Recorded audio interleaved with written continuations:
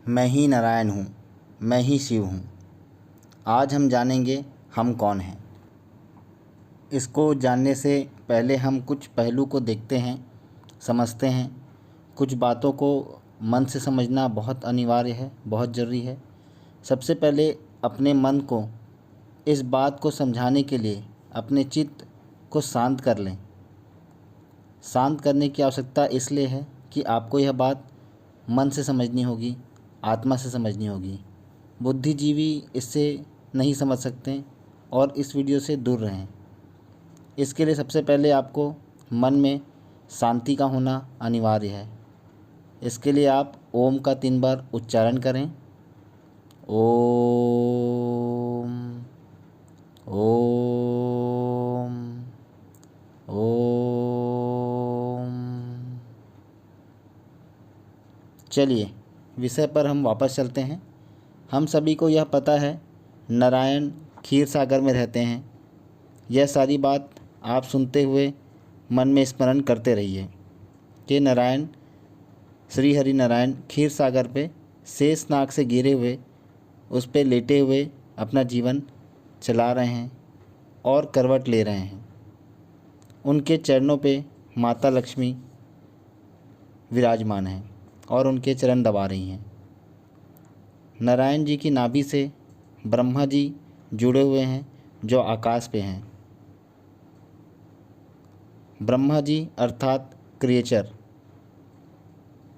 जिसे हिंदी में हम रचनाकार या रचना करने वाला कहते हैं। इस देवों की कड़ी में एक और देव हैं जो महादेव हैं।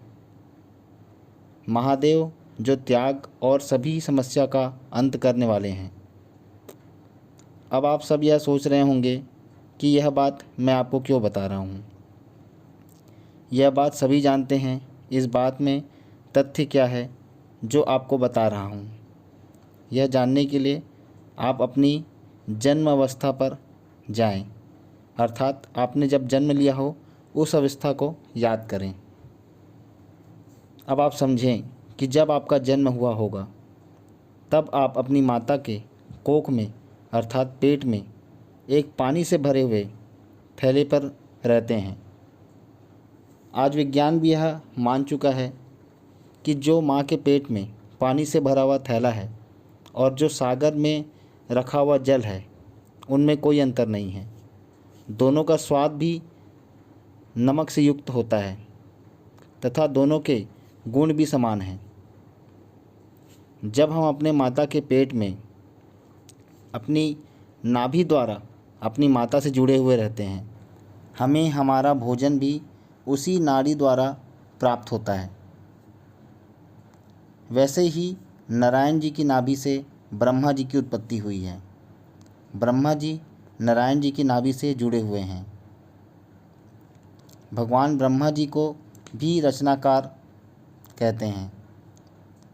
हमारे जीवन में हमारी रचना करने वाली हमारी माता होती है, इसलिए हमारी माता भी रचना करती है हमारे नए अंग, हमारे नए शरीर का।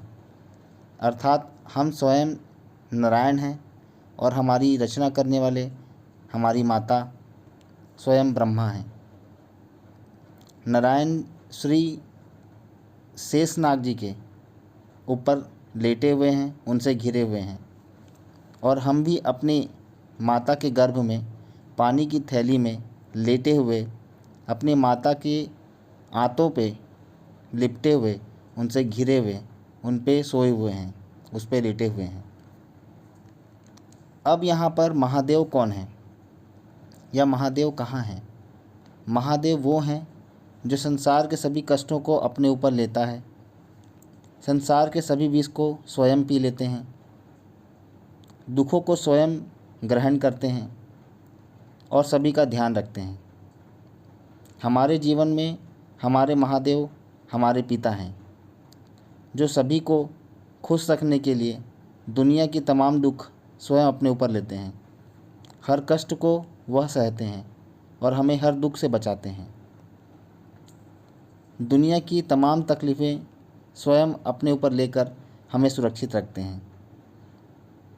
जैसे कि महादेव ने भी, आपने सुना होगा कि महादेव ने भी जब समुद्र मंथन हुआ, विष स्वयं पी लिए, दुनिया की रक्षा की।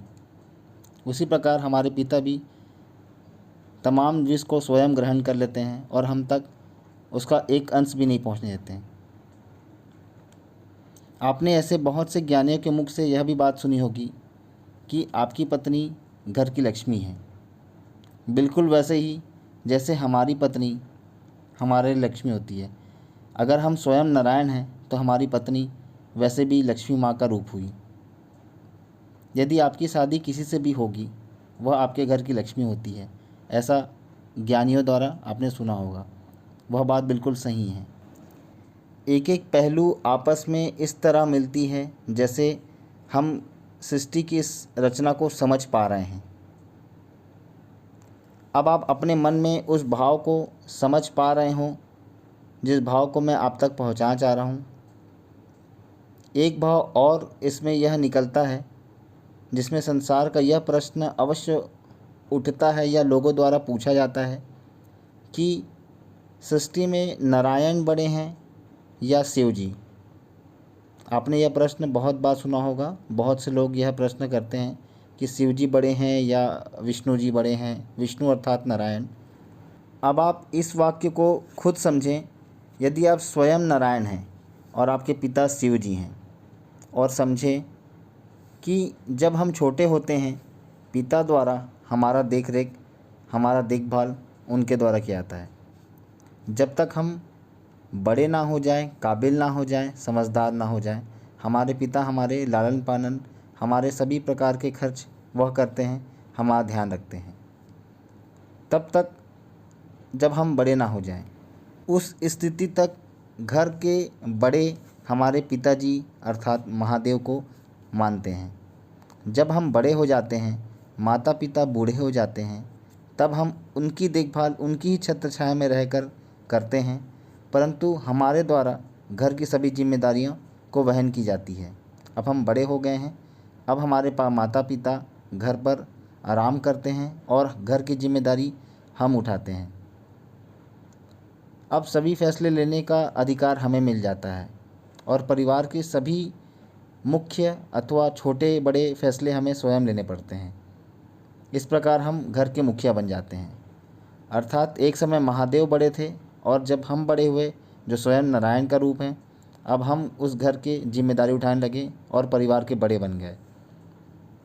दोनों के बड़े होने का यह तथ्य है, पहले पिता के रूप में महादेव जी, पश्चात नारायण के रूप में बड़े हम हुए। दोनों ही स्थिति में महादेव और नारायण समान हुए। स्थिति का फ़र्क पड़ा या समय का फ़र्क पड़ा, महान दोनों हैं, बड़े दोनों हैं। इसका जवाब यह मिलता है कि ना शिव जी बड़े हैं ना नारायण जी बड़े हैं। दोनों एक ही सिक्के के पहलू हैं। आईने में खड़ा हुआ वह बिंब है जो सामने भी वैसा और पीछे भी वैसा। एक समय के बाद जो हम नारायण स्वयं हैं, वह किसी के पिता बनते हैं और स्वयं महादेव की उपाधि प्राप्त करते हैं।